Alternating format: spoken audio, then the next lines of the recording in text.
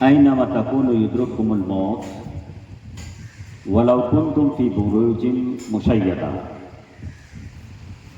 وقال تعالى كل نفس ذائقة الموت.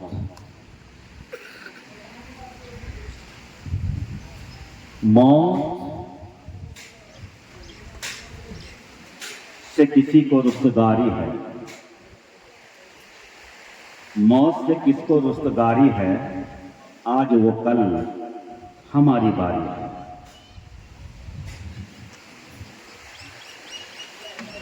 بڑے عالی قدر ادارہ حاضہ کے ناظرین محترم، سیکرٹری، منتظمین، معزز اساتذہ کرام، ممبران، سامعین و سامعات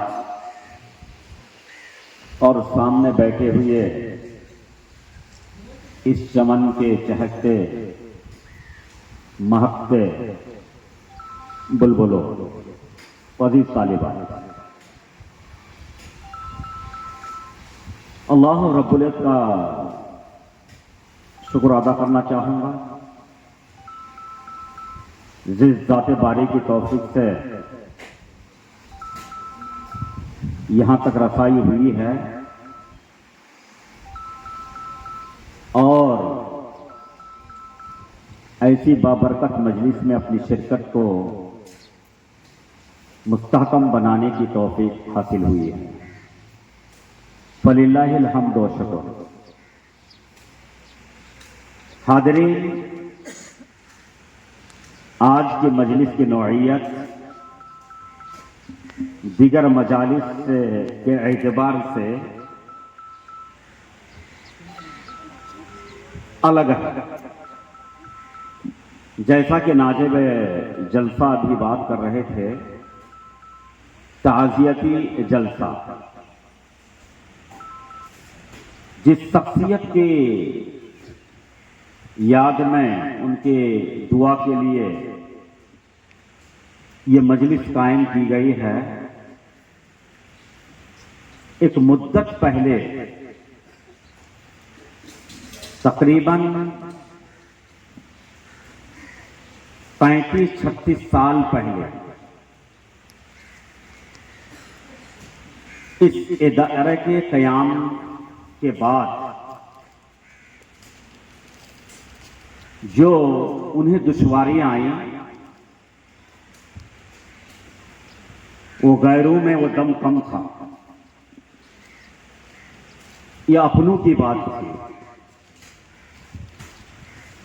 مسلمانوں میں جو آج علم، دانش، کتاب و سنت کی دوری کی بنیاد پر جو فرقے، مذاہب، مسلکی تنازع کھڑا ہو گیا ہے، کہیں نہ کہیں یہ دیوار اتنی مضبوط اپنی گرفت کو لے لی ہے کہ ایک دوسرے کا دشمن بنا کر اپنے برادری کے لوگ اس خطے اور اس دیار کے اندر بڑی شدت کے ساتھ ادارے کے قیام کے خلاف سمجھا گیا، یہاں تک کہ مناظرے کی بات بھی آ گئی۔ اس وقت جناب منشی صبغت اللہ صاحب یہاں سے ماہد اس کا قیام ہو چکا تھا، وہاں تشریف لے گئے اور جو حالتیں تھیں وہ ساری باتیں ہم لوگوں کے سامنے رکھا۔ وہاں سے ہم لوگ ایک چھوٹی جماعت کے ساتھ اس زمانے میں، جن میں 4 لوگ غالباً ہم لوگ تھے، اس میں میں تھا، شیخ محمد رضوان السلفی تھے، مولانا عبد القیوم ندوی تھے، اور ایک چوتھے کا یاد مجھے نہیں آ رہا، غالباً 4 تھے۔ یہاں آ کر کے مناظرے کی اسٹیج قائم ہوا اور انہوں نے یہ بات سجائی تھی کہ حق اور ناحق کا فیصلہ جو ہمارے سماج کے اندر آج کہیں نہ کہیں وہ حقیقت سے دور ہے، اسے اجاگر کرنے کی ضرورت ہے۔ لیکن اتفاقیہ مسئلہ یہ تھا، مجلس قائم ہوئی اور اس وقت پہلا خطیب مجھے قرار دیا گیا۔ میں کچھ کتاب و سنت کی روشنی میں اپنے بیان رکھ ہی رہا تھا کہ آدھے گھنٹے بعد دیکھا گیا کہ فریق ثانی کے علماء اس مجلس کو چھوڑ کر کے چلے گئے۔ جو اگر کسی کو اگر یہاں موجود ہیں تو یہ ان چیزوں کو وہ سنا ہوگا یا جان رہے ہوں گے۔ چلے گئے اور اس کے بعد کہا کیا ہوا کہ نہیں، لوگ تو چلے گئے، مناظرہ کرنا نہیں چاہ رہے کہ بھئی اتنی دور سے ہم لوگوں کو بلایا اور پھر مناظرہ کرنا نہیں۔ اللہ کل حال ہم لوگ آپس میں کچھ لوگوں کے سامنے کتاب و سنت کی روشنی میں جو باتیں رکھنی تھی رکھا، مجلس ختم ہو گیا۔ کچھ دیر بعد کہیں ہوگا ادھر مجھے پتا نہیں، گاؤں کی طرف سے مائک کو مدرسے کی طرف کر کے وہاں لان تان شروع ہو گئی، گالی گلوچ شروع ہو گیا، اور یہ اس میں آواز آ رہی ہے کہ فلاں کا ایسا ہے، جو سب بھاگ کے چلے گئے۔ ہم نے کہا بھائی ہم لوگ تو ابھی یہاں ہیں اور بھاگنے کا تو ہمارا کوئی راستہ ہے بھی نہیں اس زمانے میں، کیسے بھاگ کے جائیں گے رات کو؟ رہنا تو یہاں مجبوری ہے ہماری، ہم لوگ تو سب ہیں۔ بہرحال جو کہنا کہا۔ تو اسی مدرسے میں دلکلہ کی جانب سے ایک مولانا صاحب تھے جن کا نام نذیر حسین، انہوں نے کہا کہ مولانا اب مناظرہ مجھ کو کرنا پڑے گا۔ آپ کیا مناظرہ؟ سب تو بھاگ گئے۔ کہا میں مناظرہ کرتا ہوں۔ لوگ جو ہے مائک کو اس گاؤں کی طرف کیا جس طرف سے آواز آ رہی تھی، اور شروع بس اٹھ کر کے مائک میں لگا گالی دینا۔ جب گالی پر گالی پڑ گئی تو دیکھا اس کی آواز ختم ہو گئی، دیکھا مولانا صاحب یہ مناظرہ۔ تو اس زمانے میں اور حالاتوں کے پیش نظر کوئی علمی مناظرہ کا مسئلہ نہیں تھا۔ زور جس کی ہے زبان میں، ہاتھ میں، پاور میں، تو آج ایک علم گویا کہ جہالت کے ہاتھوں یہ بک چکا۔ ایسے نادر حالتوں کے اندر صدق اللہ صاحب اور ان کے معاونین اس گاؤں کے جو ذمہ داران تھے، بڑی مضبوطی کے ساتھ انہوں نے اس ادارہ کو تھاما ہے اور سینچا ہے۔ اور اس علاقہ میں اگر کتاب و سنت کی کوئی بنیاد اگر قائم ہے تو میں آج اس مائک کی آواز میں یہ آواز پہنچا دینا چاہتا ہوں کہ کہیں نہ کہیں اس ادارے کی بھی قربانی اس کے اندر ہے ہی نہیں، بلکہ یہی اس کی قربانی کہ آج یہ گاؤں زندہ ہے توحید کے نام پر، اور چراغ جلتے ہیں تو روشنی ہوتی ہے۔ یہ تو معقول ہے، لائٹ ہونے سے اس کی روشنی پھیلتی ہے، اور کہیں نہ کہیں یہ باطل پرست اور جو کتاب و سنت کے برخلاف اپنے اقدامات اور جہالت پھیلا رہے تھے، وہاں اگر مان پڑا ہے تو اس ادارے کی روشنی کیوں نہیں؟